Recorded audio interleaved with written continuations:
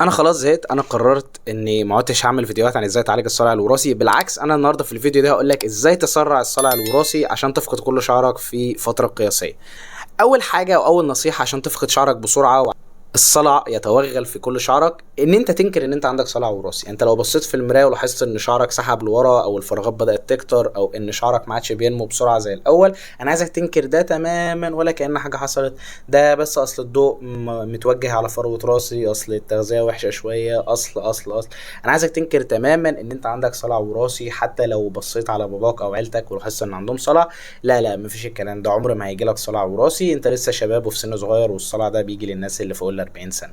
تاني نصيحة عشان تسرع الصلع الوراثي اللي عندك، فانا عايزك ان انت تمشي ورا الترند. يعني لو انت في يوم قررت ان انت عندك صلع وراثي، وده طبعا انت كده اهملت القاعدة الاولى اللي هي ان انت تنكر. لو انت ما عدتش بتنكر ان عندك صلع وراثي وفعلا قررت تعالجه، انا عايزك تروح على التيك توك تشوف اي خلطة من العطار، او اي خلطة زيوت، او اي منتج من الصيدلية، وعايزك تمشي ورا الترند وتروح تجرب كل الحاجات دي في نفسك. وصدقني ده هيسرع لك الصلع الوراثي، لان معظم الحاجات دي ما عليهاش اثباتات انها بتعالج الصلع الوراثي، وكل اللي بيروجها لمجرد الترند، الفيوز، الارقام، الدعايه والى ما اخره. تالت حاجة بقى، لو انت اذكى من الشخصين اللي فاتوا، وان انت قررت ان فعلا في ادوية اسمها الفينسترايد او المينوكسيديل، لو انت رحت للدكتور وبدأ يكتب لك فعلا ادويه مثبت ان هي بتعالج الصلع الوراثي، وانت طبعا مش عايز تعالج الصلع الوراثي، فالتزم بالادويه دي 3 شهور وبعدها وقفها 3 شهور، او التزم بقى فتره وبعدين وقفها فتره. كل ده من دماغك. انا عايزك تمشي بدماغك تماما، وفي الاول وفي الاخر شعرك مش شعر الدكتور. انا عايزك تجيب الادويه وتجيب بروتوكول صح وتمشي عليه 6 شهور، واول لما تلاقي نتيجه بطل الادويه دي كلها. او حتى بعد ما تجيب نتيجه عايزك تقعد تستبدلها بمنتجات تانية من الصيدليه، عشان في واحد على التيك توك قال لك ان انت المفروض تستبدل مثلا المينوكسيديل او الفينسترايد بعد 6 شهور من الاستخدام. رابع حاجه ان انت تروح تستخدم هرمونات زي الهرمونات اللي بتستخدم في لعبة كمال الأجسام. عايزك تروح تستخدمها كلها، وعايزك ما تهتمش نهائي إنك شعرك عمال بيسحب فترة ورا التانية. عايزك ما تهتمش بده خالص، عايزك تروح تستخدم هرمونات من هنا للسنة الجاية، وصدقني ده هيسرع لك الصلع الوراثي، بس على الأقل هيبقى عندك عضلات. هو مين مهتم بالشعر؟ احنا كلنا عايزين يبقى عندنا عضلات. خامس حاجة، عايزك تروح تتعرف على الديلر اللي عندكم في المنطقة. عايزك تقعد معاه كل شويه. ايه الدنيا صعبه، الدنيا غاليه، تروح تفسد دماغك. عايزك تروح تشرب معاه شويه حشيش ولا اي حاجه، وعايزك تقعد تستخدم سجاير وحشيش ومخدرات، وده هيسرع لك الصلع الوراثي وهيحقق لك النتيجه اللي انت عايز توصل لها.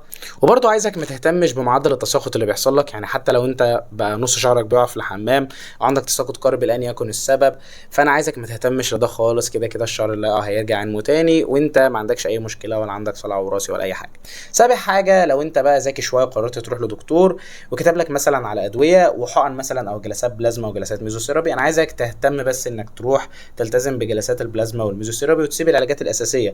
ما هو طالما البلازما والميزوثيرابي هم اللي غاليين، احنا ليه نستخدم العلاجات؟ كده كده هروح للدكتور يوم في الشهر او يوم في كل اسبوع، هيحقن لي حاجه في راسي، وكده هحافظ على شعري من الصلع الوراثي. ليه بقى اقعد استخدم ادويه وجع دماغي بروتين يومي؟ او انا عايزك مثلا انك تقول انا هزرع بعد ما اتم سن ال 30، لان كده هيكون الشعر بتاعي استقر وبقى معايا فلوس وهروح ازرع وهحتفظ بشعري مدى الحياه. فانا ليه اقعد استخدم ادويه او اقعد اترخم على نفسي؟ ما اروح ازرع وخلاص بعد سن ال 30. ووقتها لما تيجي تزرع وانت في سن ال 30 هتلاقي ان انت ما عادش عندك ولا شعرايه، وهتلاقي ان المنطقه المنحه اصلا ما تكفيش ان انت ترجع الشعر ده تاني، وهتقول يلا مش مشكله هحلق شعر اقرع وخلاص. يعني معظم الناس اللي قالت ان انا هروح ازرع بعد سن ال 30 بينتهي بيهم الامر ان هم يروح عند الحلاق ويحلق شعره اقرع خالص. يعني برضو عايزك ان انت ما تهتمش بشعرك نهائي. عايزك كل ما تروح تسرحه ان انت تستخدم جل او مواد تقيله، او تستخدم برودكتس مش مناسبه لنوعيه شعرك. حتى لو المنتجات دي بتوقع لك شعرك ما تهتمش، المهم ان شعرك يكون بيلمع. عايزك كل شويه تسرح شعرك بسشوار بدرجه حراره عاليه جدا، ويكون قريب من فروه راسك عشان يحرقها كده، عشان تخلي الشعرايه واقفه وشكلها جميل. وعايزك برضو ان انت كل فتره وفتره تروح تعالج شعرك بالكيراتين او البروتين، او تروح حتى تصبغه. يعني اصبغه مثلا لون جديد كل 3 شهور. ده صدقني هيسرع لك الصلع الوراثي، وبالتالي يحقق لك الهدف اللي انت عايزه. وعايزك بقى اخر حاجه ان انت ما تهتمش بالمشاكل اللي بتحصل في فروه الراس، ولا تهتم عندك قشره، ولا تهتم عندك زياده في افراز الدهون، ولا تهتم باي مشكله تظهر لك في شعرك. وعايزك برضو ما تهتمش بالتغذيه، يبقى عندك نقص في الحديد الحديد وفيتامين د والزنك والمغنيسيوم وكل العناصر المهمه. عايز اكلك يكون عباره عن شيبسي ومولتو وبسكوت وسجاير وقهوه طول اليوم، وصدقني ده هيسرع لك الصلع الوراثي ويحقق لك الهدف اللي انت عايزه. بس كده، اتمنى الفيديو يكون عجبك. لو عندك استفسار سيبه تحت في الكومنتات، ولو حابب استشاره او متابعه الكترونيه ازاي تسرع الصلع الوراثي فهتلاقي اللينك في الديسكربشن. هقول لك على طرق ازاي تسرع الموضوع عندك بحيث ان انت توصل للوك ذا روك وفان ديزل في اسرع وقت ممكن. وبس كده، اشوفكم في الفيديوهات الجايه.